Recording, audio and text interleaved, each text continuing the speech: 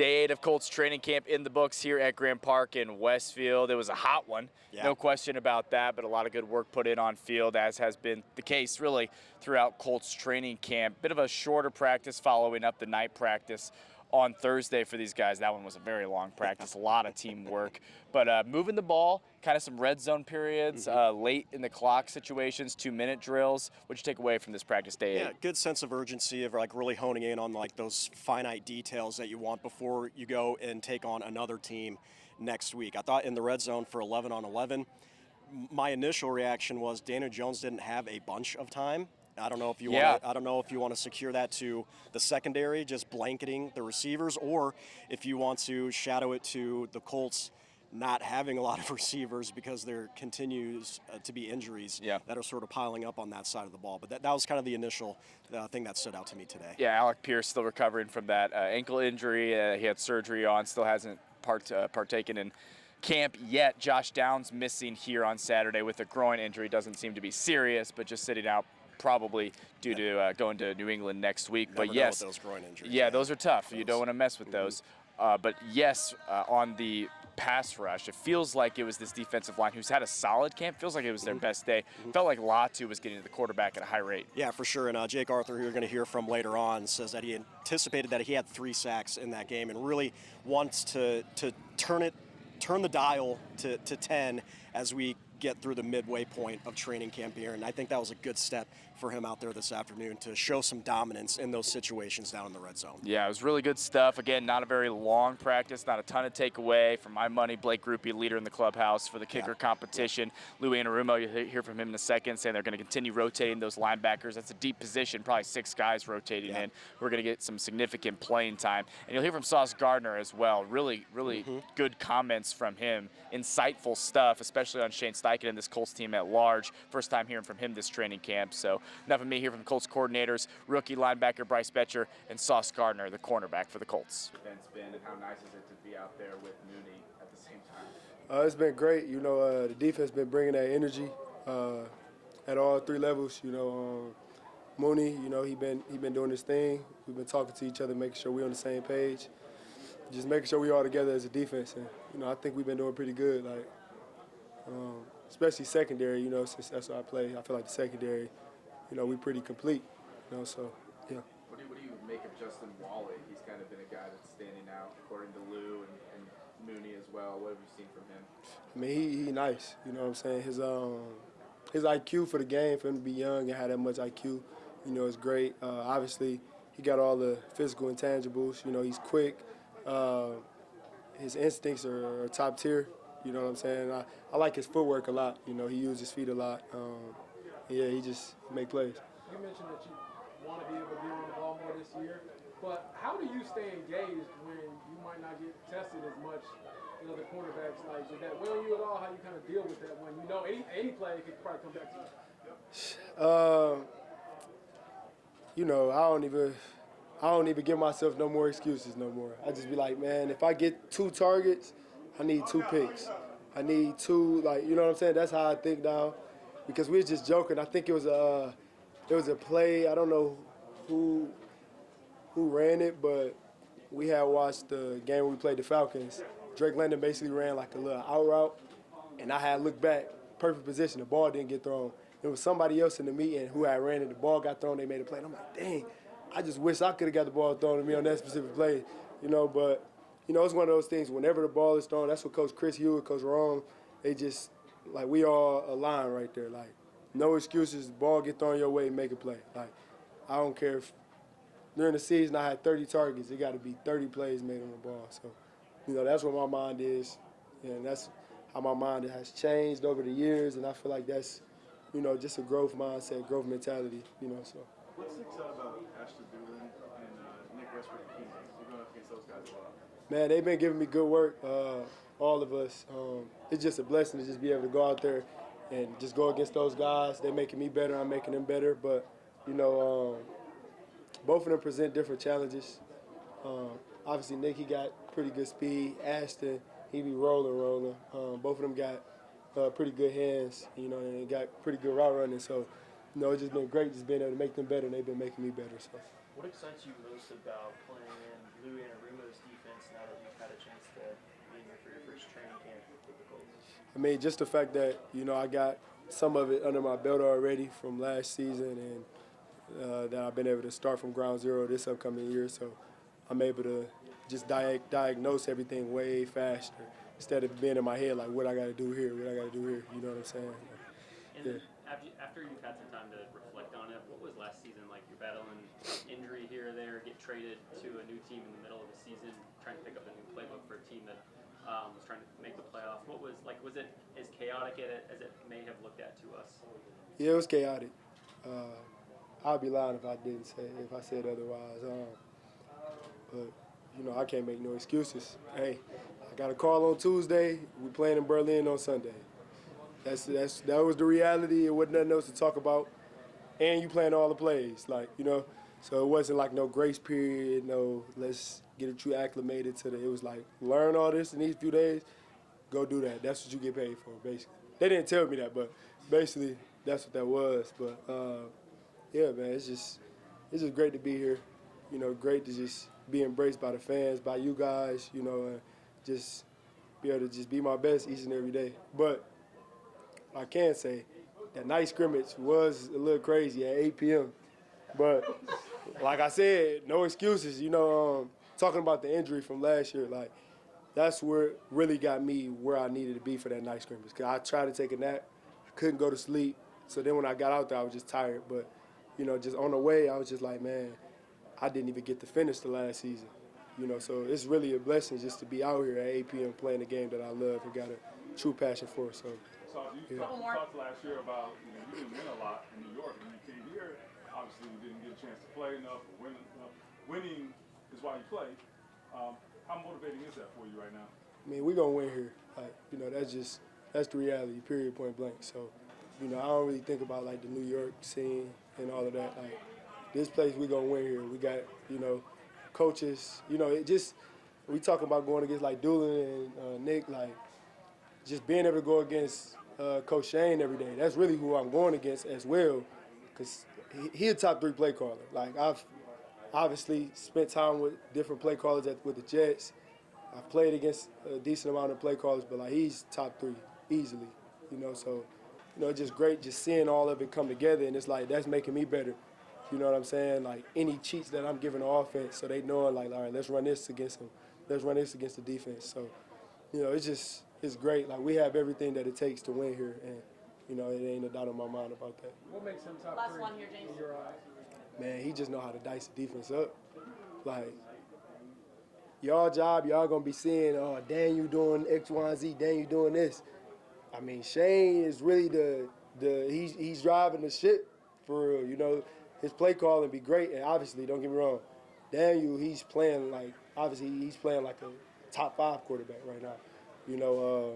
There's some throws that he's made here where I was like, bro, that's a throw that I seen A-Rod make when I was in New York, so it's just great just seeing everything come together, just seeing the offense, how they're the play calling, how Daniel, he's leading the offense, and how us as a defense is challenging them as well. So, that's why when it comes to winning, I'm like, man, we got everything that it takes, so we're just going to put it all together. How are things kind of shaping up at linebacker? CJ's been in and out, and then you have a lot of guys kind of rotating. Yeah, it's still for us, what was this, practice 8, 9, whatever it is. So we're going to be rolling those guys constantly until, guys get healthy again and just kind of find out what best works. But I would envision at that group, we've got great competition. I think it's going to continue until it sorts itself out. But at the end of the day, I think we're going to have a lot of guys in that room that play for us this year in different type of roles. So could you maybe be a little bit specialized? Is that what you're kind of getting at? Potentially, not maybe overloading a guy early in his career with all of it. Maybe give him a little bit of this, a little bit of that. And as they get more comfortable, the more we give them, So at least initially, that's the approach. Are you overall pleased with that group, what you've seen early on? Yeah, I mean, again, it's a lot on their plates, and they're doing a great job. Coach Betcher does a great job with those guys. They meet above and beyond what they're supposed to, and gets the extra time in, and they're really working hard. So we feel good about it. But yeah, to answer your question, yes, I do. Suspension aside, Cam Taylor-Britt's been really involved out here. Are you seeing a bit more of what you saw in Cincinnati right now? Yeah, I hope so. You know, so far he's been that way, and again, another guy that we're giving a bunch of different jobs to, and he's approached it the right way. Jerome and Chris Hewitt have done a great job there with him, and you know, I know Cam for a long time. Obviously, he's played in the biggest games, started in the biggest games, championship games, so he knows what the pressure's like, and we just got to stay consistent. With the back seven in general, do you feel like you have more flexibility to be versatile there week to week, just with the depth of the roster? I think right now, you know, I'm happy where we're at with that group. I think, you know, I think any coach would tell you the more pieces that are interchangeable, the more we can do as coaches. So, and the players have shown us, especially back there, that they can do that. What's the impact that Sauce can have for this defense on the field? Off the field, how would you characterize how he fuels this defense, leads this defense, and impacts? Well, I think he's one of the leaders that we have, one of the many leaders. That's the good news. He doesn't have to stand above anybody else. I think, you know, you're talking about Buck and Grove, the guys that have been here that can, you know, lead this defense. Arden Key, who's played a lot of years in this league. So, you know, Cam Bynum. So we have a lot of leaders. He's in the long line of those, and you know, happy he's with us. What's been your assessment of Bryce Fletcher so far throughout camp? Well, I think he's been good. So to answer the question directly, he's been good. He's a rookie. He's going to make error. We'll have a really good feel after we go to New England, after Atlanta comes here. We play some games, and they're out there actually tackling people, running, hitting. You know, we're doing some of that here, but until they actually get in game situations against, you know, a team that was in the Super Bowl last year, and Atlanta offensively was a good team with a good running attack and one of the premier backs. So we'll have a chance to get a really good evaluation. What he's been put in front of his plate right now, he's done a good job with. Lou, do you like for your starters to play in the preseason? That's Shane. You know, Shane will make that call, and we'll proceed how that goes. You feel a lot too out there a little bit more there in that final drive, the final couple periods? I thought our guys today came out with the right mindset. You know, I think it's the middle of camp in some regard, where, you know, they know they're a couple days from leaving and maybe look ahead. But, you know, we've been talking about just attacking the day that we're in, and I thought we did a good job of that today, and I was happy, and Latu was one of them. How do you feel like DeForest Buckner has looked as he kind of eases his way back in from the injury? Yeah, you see the flashes of Buck being Buck, and that's great for the whole team and the organization. So keep him healthy. He'll be a difference maker in the games for us. Justin, just NFL speed, things like that. Yeah, you really didn't got an option but to adjust. So I'd say it's been good. You know, the system coming from Oregon was, you know, fairly complicated, and Lou's got some depth to his defense, but, you know, it's got a lot of rhythm and words that, you know, mean the right thing. So it's been an adaptation, but it's been pretty fun. Do you feel like as camp has gone on, you've been able to eliminate thinking and just play fast? Yeah, I mean, it takes time because obviously when you're, you know, wheels are turning, you play a little slower. But I think that was my biggest emphasis coming in was regardless of whether I mess up, because I'm going to mess up. You know, I'm a rookie. I'm learning it. Just playing fast, you know, hitting people, running to the ball, trying to get the ball out. So that's number one for me. Since the spring, you played a bunch with the ones. Were you expecting that? Has it been as smooth as you wanted it to be so far? Yeah, I mean, I don't really know whether I expected or not. I just kind of expected that, you know, the best player and who shows the best effort and plays the fastest should play. And, you know, they give me a good opportunity to showcase my abilities so far, you know, whether that's, you know, me first game or me ninth game, however it works out. You know, I'm just here to help the team win, and however the coaches see fit, I'm, you know, here to be used. So. What do you think makes you a good blitzer? Good blitzer, I'd say just instincts overall. You know, I played quarterback in high school, so I have a good idea what like the snap count is from the quarterback side of things. I'd say just anticipation. So next week you got a whole week against a different team now. I'm sure the whole pre-draft process is insane as it is. Is it like what are your emotions going into this next week against a different team with a joint practice and a preseason game?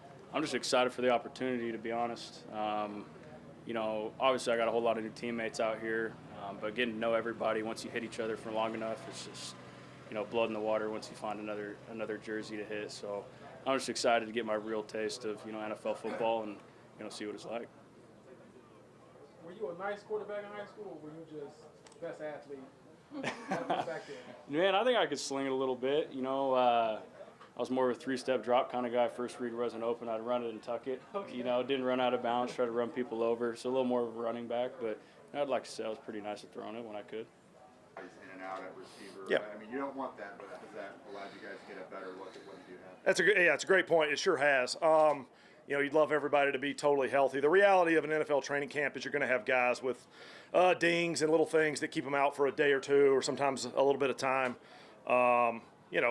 We're hopeful to evaluate some of those guys that are younger, some of those guys that are fighting for roster spots and fighting for playing time, and this does make for a great opportunity for those guys. They're going to get a chance to run some of the routes that maybe they wouldn't get to run otherwise. So, they're getting to operate them with Daniel or operate them with different quarterbacks, and if you can get open and make a play, you show up for the coaching staff and you show up for the quarterback, which is more important, right? Those guys kind of tend to throw it to the guys that prove they can go get open and make those plays. So yeah, great opportunity for the wide receiver room. Jim Bob, are you seeing the consistency from Anthony that you want to? He's still working through it. There's really good days. There's really good periods. Like all of our guys, you're gonna make a mistake here and there and try to go fix that thing, clean that thing up.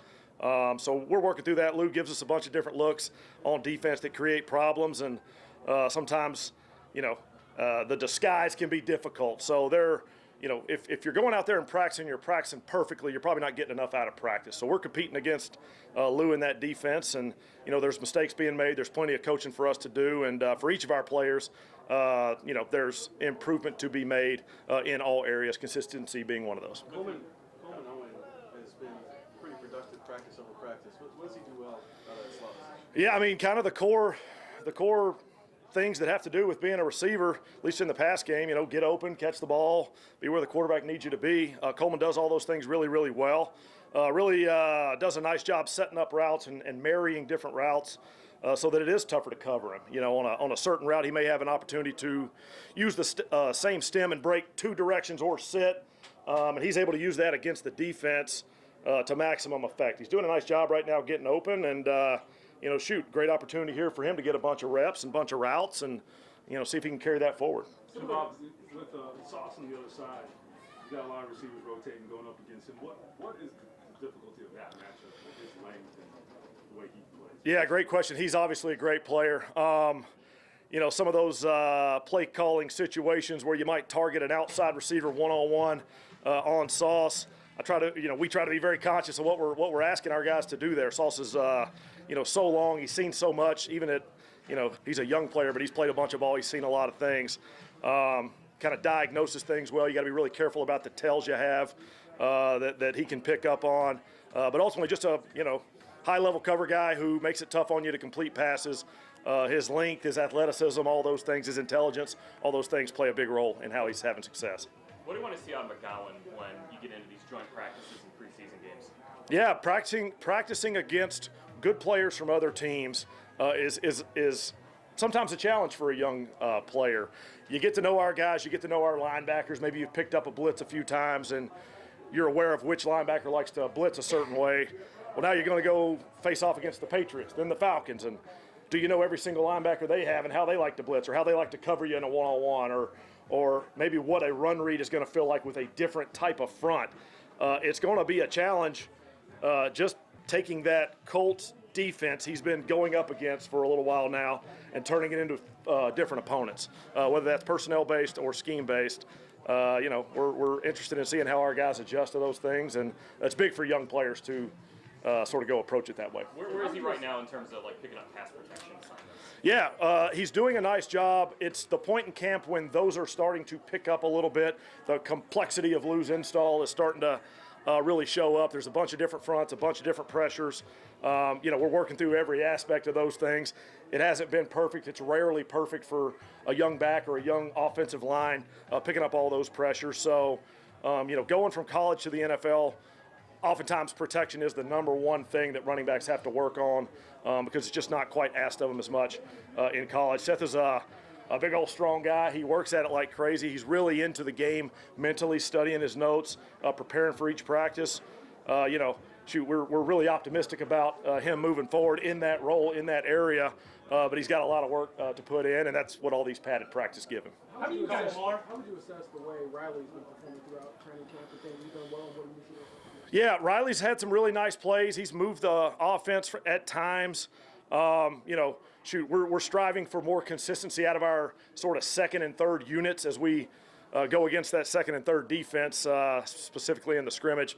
I think that second and third defense kind of got the best of our second, third offense. So just overall, our whole unit, Riley's a big part of this thing, obviously. We're looking to get more consistent on that second group. We want to be explosive while also being efficient. Move the ball down after down, have the opportunity to create big plays.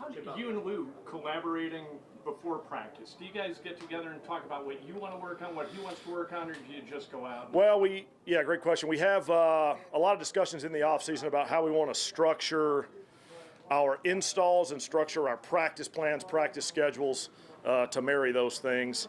Then we kind of go have at it. We got to kind of go close our doors, put our installs together of what schemes we're putting in each day, what schemes he's putting in each day. And then, quite frankly, I think it's a little cat and mouse game within training camp where we might be adjusting to something he throws in late. He might be adjusting to something we throw in late. He's got such a extensive package of defenses that gives us a good look at a lot of different things we're going to see as we go into the season.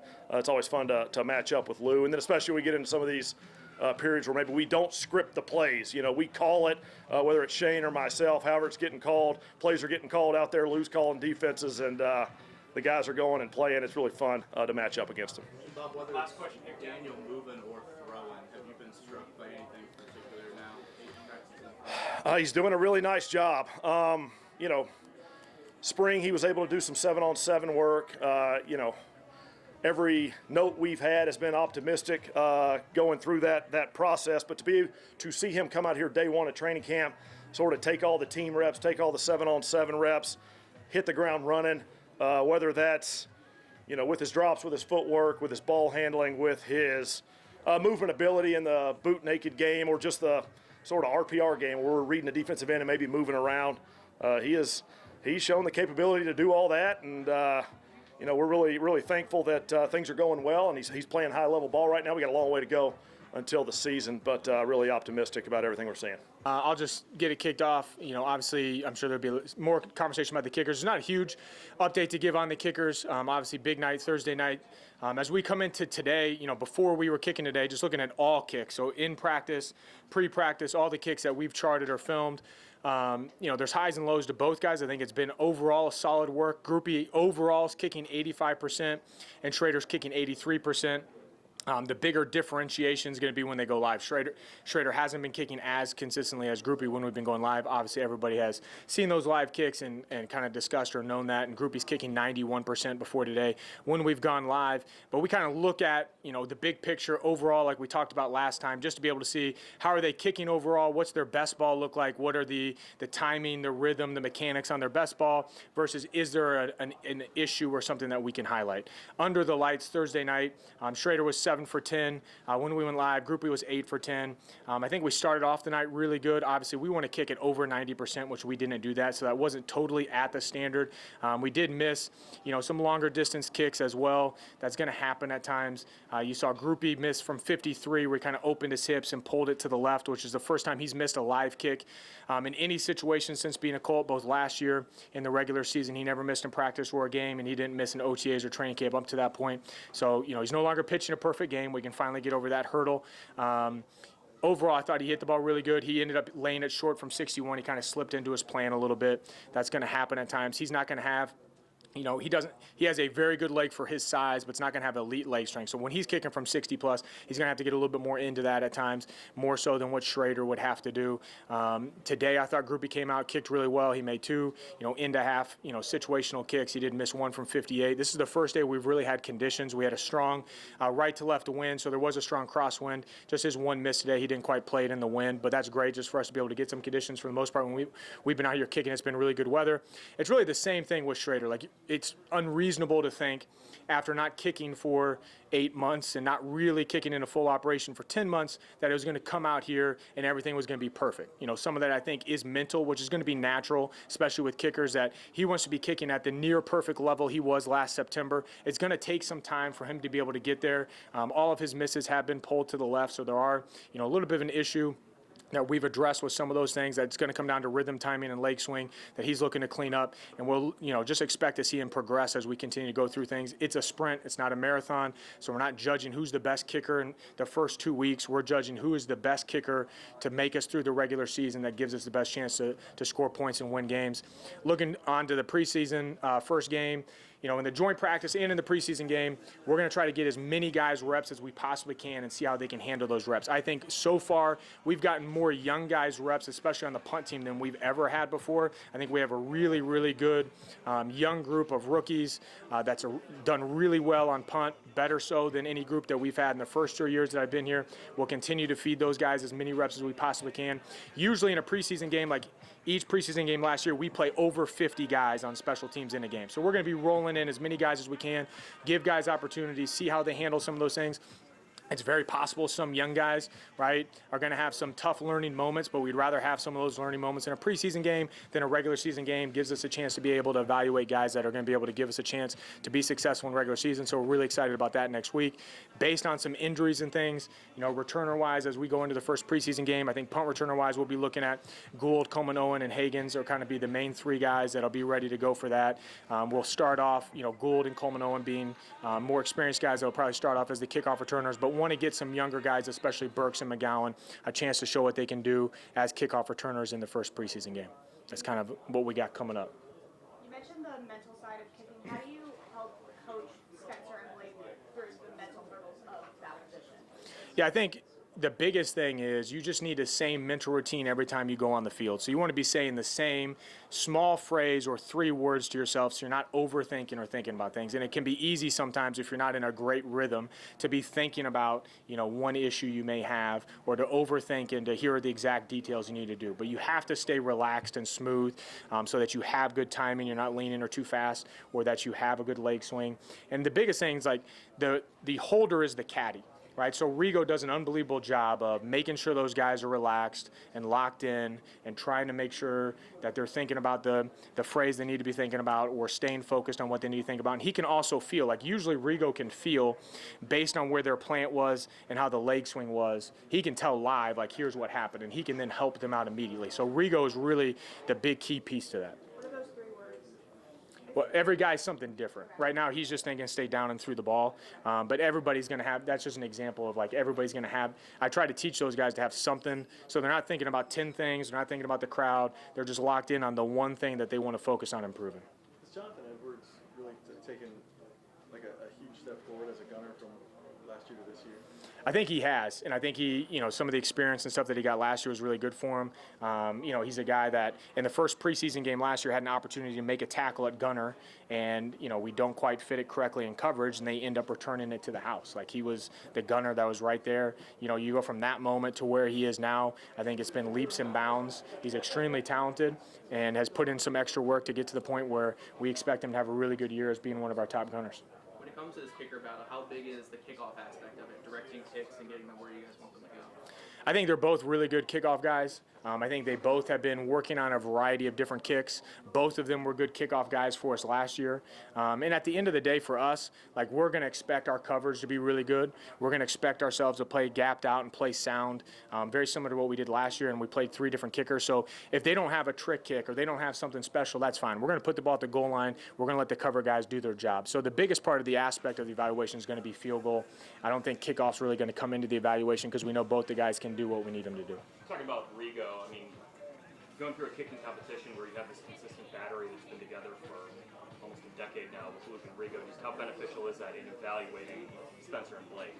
It's great. Good question, JJ, just because you can expect that they're going to have a solid operation and it's going to be consistent at all times. So obviously it can be difficult sometimes if they're not kicking on the same day in the exact same conditions. You're trying to get them the same reps as best you possibly can, so it's an even evaluation. But it certainly helps, like, hey, there's really not going to be an excuse with the operation. We know that even if it's not perfect, the ball's going to get down. It's going to be correctly the way it needs to be, and you guys can trust that. And you also know, like, hey, we don't have to micromanage Luke and Rigo. They're veterans. They're in their 10th and 11th year in the NFL. They've been with the Colts for a long time. They know exactly what they need to do to be successful. So then you can spend more time focusing on, the kickers and some different things that we need to do there, knowing that those guys are going to take care of their business. You mentioned one of see a little more from Saud Gardner on special teams. From a mentality standpoint, what stands out to you about why he can probably excel in that world? Well, he's got the size, he's got the physicality, he's tough. I think he is really locked in. So he, puts in a lot of work. He takes it very seriously. Sometimes maybe he's a little too tough on himself, but I think that's good. So he's a guy that's always going to put in work after practice. He's a guy that's always going to come in our office to watch extra reps.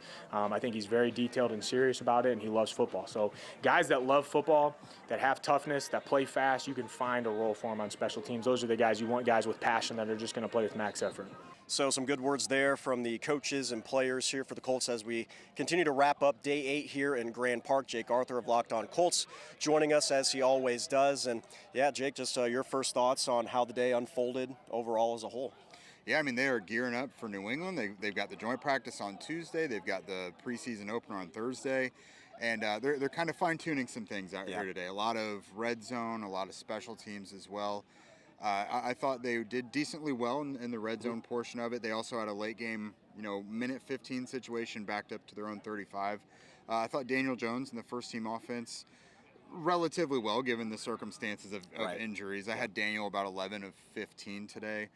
But yeah, they're dealing with a lot of injuries. Got a lot of guys who they're planning to use who've just been in and out. It's probably hard for them to get a plan down right now, but they're just they're going with the vibes at the moment. For sure, yeah. And Josh Downs, one of them who was not participating today, reported that it is a groin injury. Not really sure what the severity of that is, but that is a big deal because you mentioned the injuries, and wide receiver spot is where you do not want to see those at all. Yeah, without a doubt. And, we asked Jim Bob Cooter about that today, as you guys saw there. You have a wide receiver competition for number 3, and you've had a lot of Alec Pierce hasn't been out here yet. Just Josh Downs just went out. You've had a lot of guys in and out. So if you're looking for a silver lining, it has given them an opportunity to get a good long look at all the guys who are going to be competing here. Right.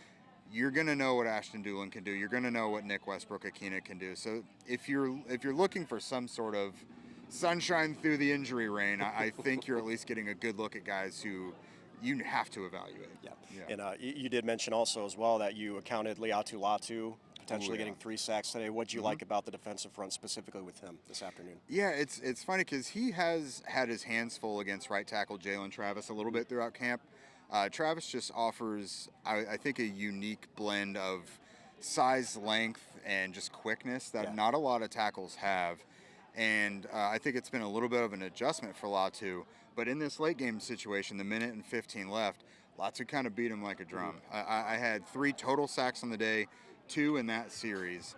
And then he had Travis false start on a play, which yanked Travis off the field at that point. So Latu kind of had the young kid in a blender there for a little bit. So that's good, though. You want to see Latu making plays because we've talked about a lot of edge rushers throughout camp. Latu, I think, has had a good camp, but, you want to see him have a dominant camp. For sure. And I thought today was a pretty good showing, the kind of stuff you want to see from him. And then obviously when it comes to a pass rush, you talk about the secondary and how they handle their end of the business on the back end. Do you like what you saw in sort of those 11-on-11 situations there, specifically in the red zone today? Yeah, I think so. You see Saud Gardner as involved as possible. Like when he is tested, if the catch is made, he's usually right there to compete for it at the very least. So good day from him. Justin Wally has had an awesome camp throughout. And then this is kind of, the cornerback position is kind of, the inverse of receiver where there have been some injuries. So you've got some guys like Cam Taylor-Britt seeing a little more action. You've just got some of the younger guys. Jonathan Edwards gets shuffled up a little bit. Rob Carter Jr., one of probably like the third team nickel corner, had an interception out here in the end zone against Anthony Richardson earlier.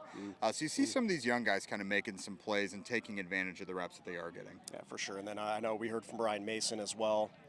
Kicking, special teams, that's always going to be a topic of conversation heading into these preseason games. I guess I don't know how much you guys have talked about it throughout the week, but what have you seen from Groupie, Schrader, those guys trying to just earn more reps to get that starting spot? Groupie was perfect on the whole offseason from what the media had seen coming into the last couple days. Missed 2 kicks during the night practice when they kicked, I think, 10 total. Missed one out here today. I think it was the 57-yarder. It was a bomb that he missed. But Groupie is out here looking like a real legitimate NFL kicker that could help the Colts win some games like he did. I mean, he didn't. The Colts were on a slide by the time he arrived last year. He didn't help them win some games, but he certainly didn't hurt them. He never missed last year during the season. But he looks legit. I think this is a good competition. Spencer Schrader is working his way back to being 100%. But if the kicker you relied on to start last year isn't quite himself, it's terrific to have a guy like Groupie to turn to who, he's missed a few now throughout the summer, but he hasn't had any bad misses. And there's been several times where he's hit the camera in the middle of the goalpost. He's hit it so true and perfect down the middle. So I'm into what we're seeing from Groupie. Any final thoughts as we wrap up day 8 here before we sign off? I'm guessing tomorrow is going to be a little bit of a light practice as they kind of saunter into next week against New England. But just from talking to these guys out here today, I think they're very much ready to get the opportunity to hit somebody else and get a new challenge on both sides of the ball. And so obviously Indianapolis goes to New England. We're going to have joint practices throughout the week, and then their first preseason game will be on August 13th. Of course, keep it with us right here on Channel 13 over the air and right here as well on our free streaming platform for all of your Colts updates throughout training camp. That's going to do it for day 8 of training camp here at Grant Park alongside Jake Arthur. I'm Eli Gehn. We'll see you next time.